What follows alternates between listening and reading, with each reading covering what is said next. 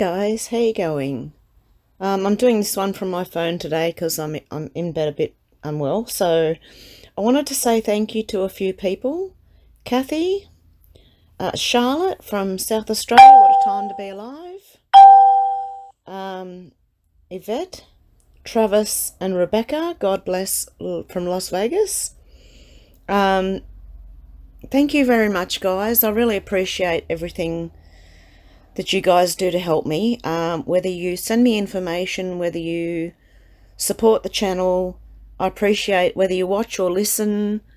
I appreciate every one of you. So okay, let's get on with this.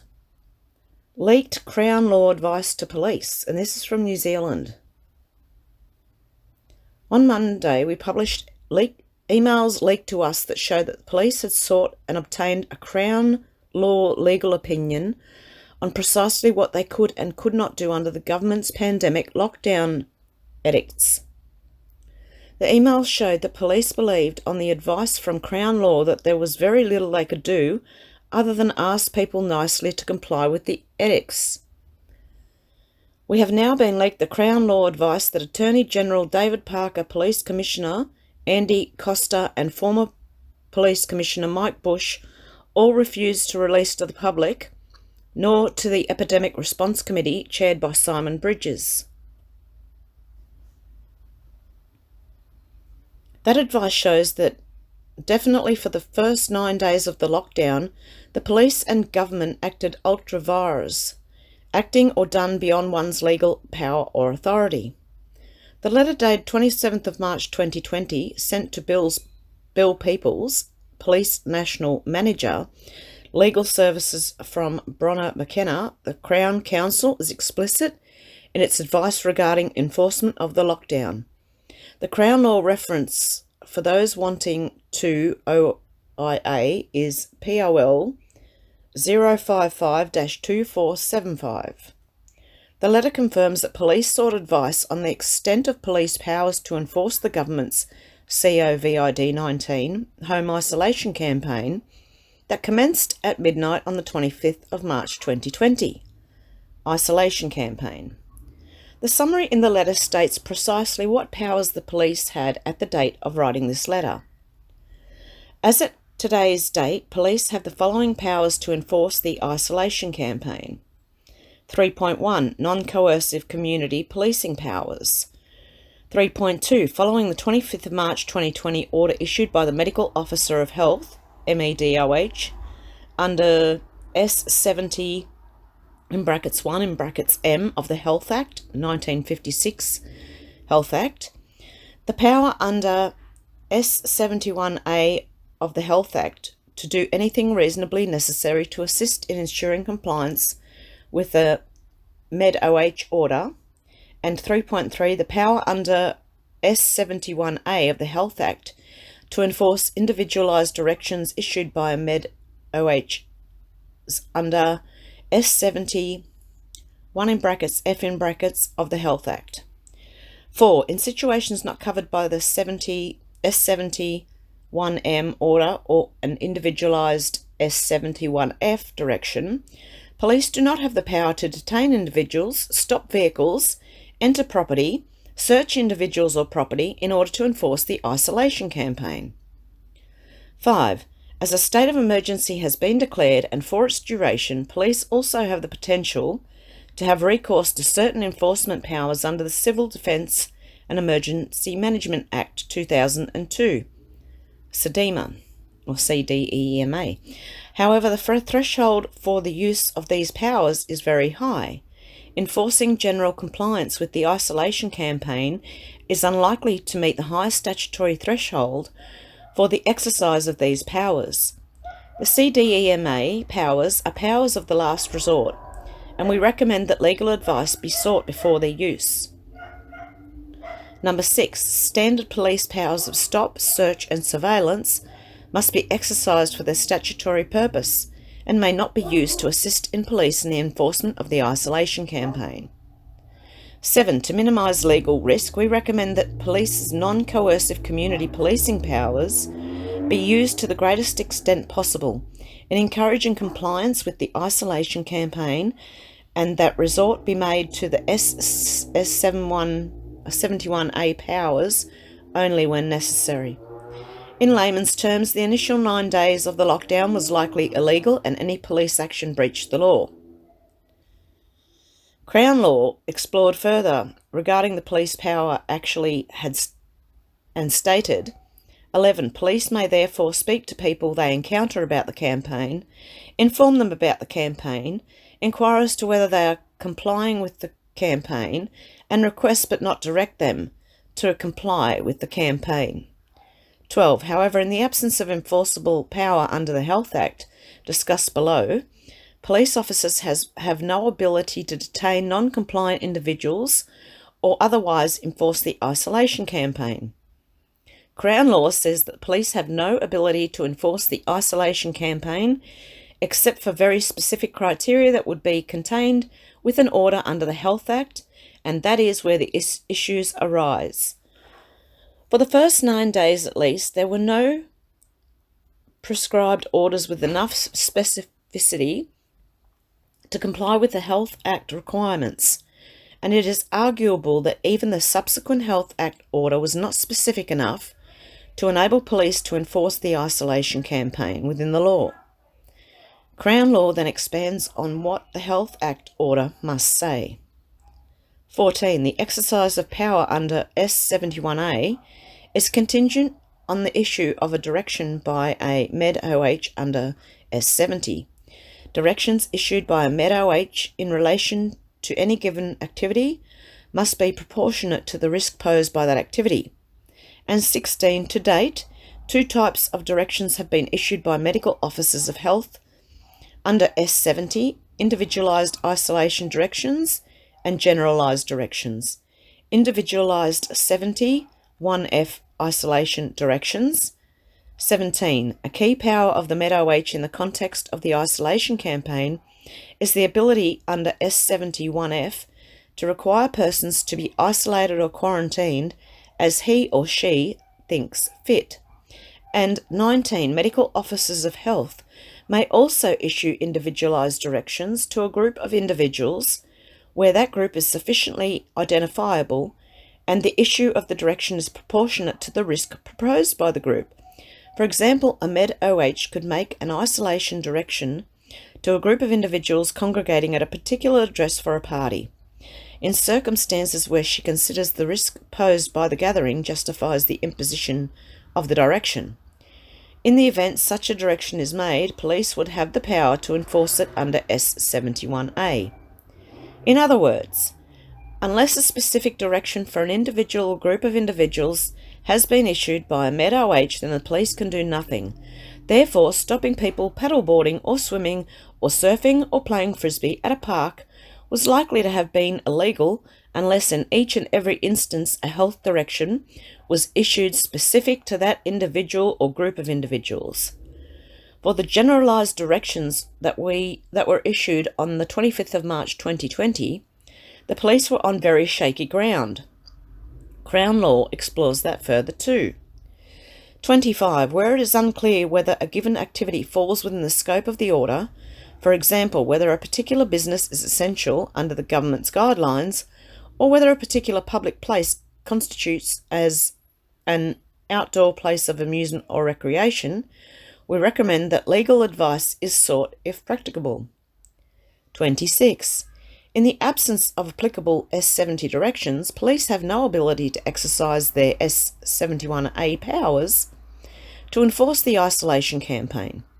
Specifically outside the scope of S71M order or individualised directions, constables have no power to detain persons, no power to enter premises or vehicles, and no power to search premises or vehicles. In the absence of S70 directions, the government is reliant on voluntary compliance by the public with the requested measures. 27. Moreover, arrest powers for offences reliant on the existence of an unlawful act or breach of a legal duty such as criminal nuisance or obstruction of a police officer acting in the execution of her duty are not available in the absence of a legal duty to enforce compliance under S71A. nor do we consider that the power to arrest for disturbing the public peace may be exercised for the enforcement of the isolation campaign. We consider the use of such a power in the absence of a legally binding direction would likely be unlawful. And now this is in New Zealand, and we're talking about Crown land, which is the Commonwealth. So any Commonwealth country, this would apply to. Now, if you're in the US, you have your own constitution, which overrides any of your state mandates. You are free to move. And what they do is unlawful, and they will face the consequences. This is what I mean by, I say on Facebook a lot, it's no longer going to be acceptable to be saying, I was just doing my job. You need to pull your morals out. If you're a police officer, you need to live on your moral and the Constitution. This is really, really interesting, guys. This can be used in any Commonwealth country at least, and I believe the USA with their constitution, because I think we all have constitutions, we are just not aware. Okay, that covers enforcement under the Health Act. Crown law then examines the much higher thresholds under the SEDEMA. I'm just going to call it SEDEMA. The advice contained in the summary is reinforced. 28. The SEDEMA also sets out certain powers available to police when a state of emergency has been declared. 29. The threshold for the use of those powers is very high, and their exercise would require a situation-specific assessment of whether the statutory threshold is met in any given case. Enforcing general compliance with the isolation campaign is unlikely to meet this threshold, where, for example, a threat to life is prerequisite for the exercise of the power. This threat must be immediate. We consider these powers to be measures of last resort and recommend that, where there is doubt as to whether the statutory threshold for their existence is met, legal advice is sought if practicable. The SEDEMA bar sits very high in regard to the exercise of powers it gives. If the government have been relying on this, then they are in serious legal trouble. Arresting someone for congregating in a park does not meet the highest statutory threshold under the SEDEMA. It won't be acceptable to arrest someone for opening their business deemed non-essential. See, that's what I mean. It's going to come back on them. Police, if you are a police officer, if you know police officers, please pass this on to them. Pass the article onto them. You don't have to give them the video. Just pass the article onto them and at least get them to read it and give you their opinion. Okay, a good analogy would be using a .5 caliber rifle to shoot a rabbit. The intent of the act is to deal with an emergency, not get someone out of a park for playing frisbee.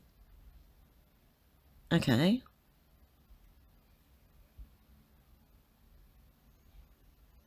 I didn't get that. Okay, hang on a sec. A good analogy would be using a .5 or .50 caliber rifle to shoot a rabbit. Okay, is it overkill? Is that what they're talking about? You don't need that much to shoot a rabbit? Someone let me know down below. I think that's what they mean. I'm not sure.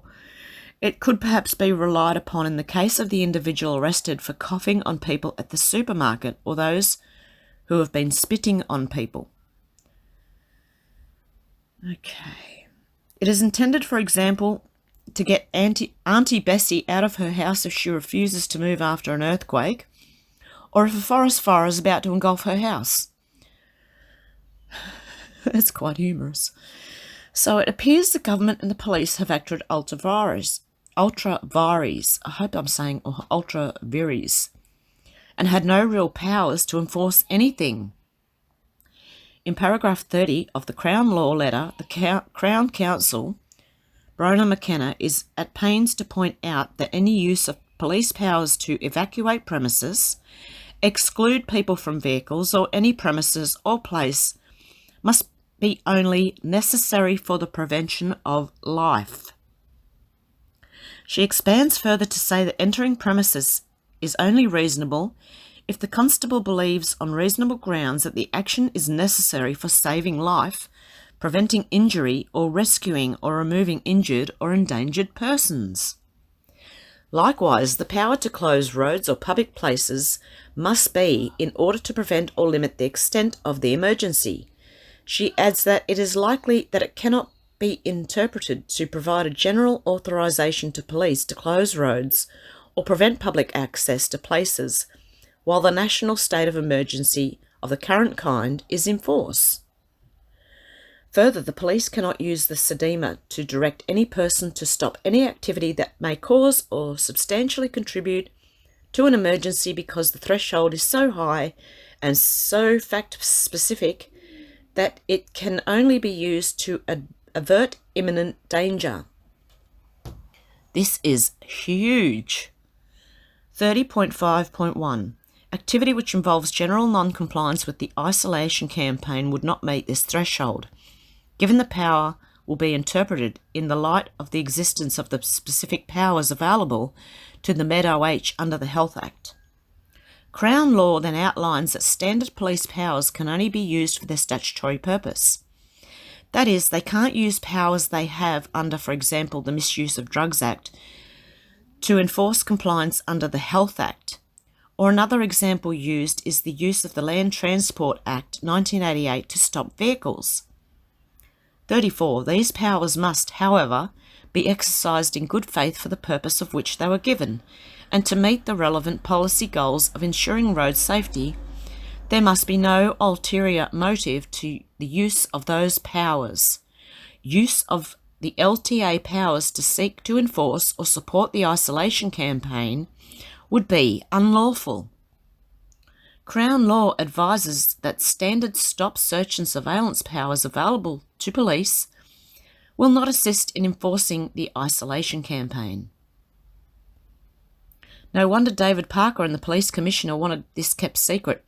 It is now clear that the first 9 days of the lockdown were outside of the law, and any person or business harassed by police to comply would now likely to be able to have any charges dropped and any damages made good because of the ultra vires actions of the government and the police. The government that breaks its own laws and enforces those illegal actions is no longer democratic. It is now operating in a despotic manner. I'm unsure how to say that. The sad fact is that without the actions of whistleblowers bringing this into the open, then the situation would have continued to occur. It is also likely that the entire lockdown under Level 4 and possibly many aspects of Level 3 are still illegal because of the lack of specificity of Health Act directions. An urgent inquiry now needs to be undertaken. The police at least clearly knew that enforcement of the isolation campaign was illegal. There must surely be a paper trail between police, the Prime Minister and the Director General of Health, Ashley Bloomfield, that shows they knew the lockdown was illegal, but they proceeded anyway. When governments break their own laws, they must be held to account, and this whole show has been run from both the Prime Minister's office and the office of Ashley Bloomfield. They have prima facie acted illegally and wrecked the economy, businesses and people's lives as a result. They must be held to account. As I said, this is in New Zealand, but I think this applies to most Commonwealth countries. We are Crown owned. Question 3 and question time today showed that the government is sailing on in blind disregard of the law. I won't play that. I'll put the link down below so you can go and read it for yourself, and you can also play the video. This does apply to everybody, I'm telling you now, because we have constitutions and we have things that protect us. We just need to know where to find these things that protect us.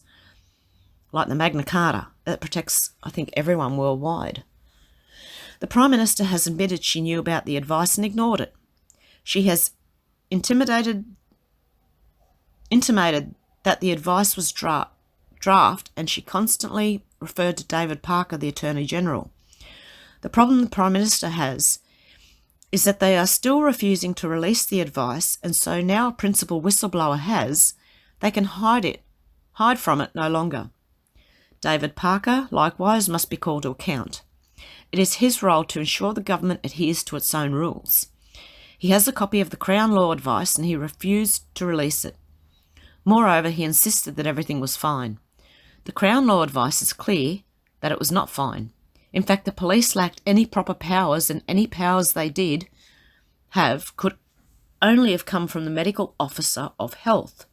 Those directions were so vague as to be unenforceable. A democratic government in breach of its own laws is no longer a democratic government.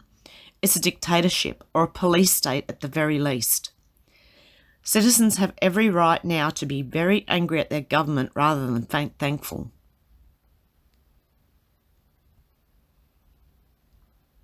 And that's it for today, for that. Also, guys, I'm not sure, you might want to look this up, but I heard Trump is on hydroxychloroquine.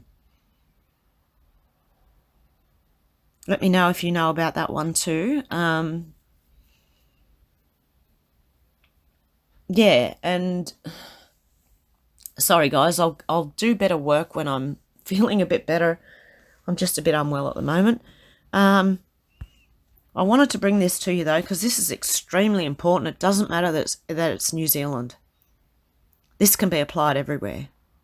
And the police need to know about this, because I don't know if they know that they're acting unlawfully or illegally.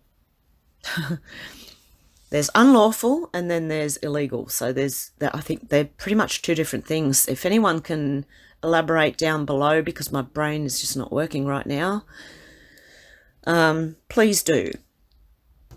Okay guys, you'll find my PayPal down below if you'd like to help support the channel. It's okay if you can't. I really do understand just watching, listening, sharing, commenting, and some of you guys helping me, giving me information. I really appreciate that too. Also, I'm having trouble. I don't know how to work Twitter. I'm just working it out, I think. If I haven't commented back or loved your comment, I apologise. The same as Facebook, I'm not getting around to everything. It's just, there's a lot going on.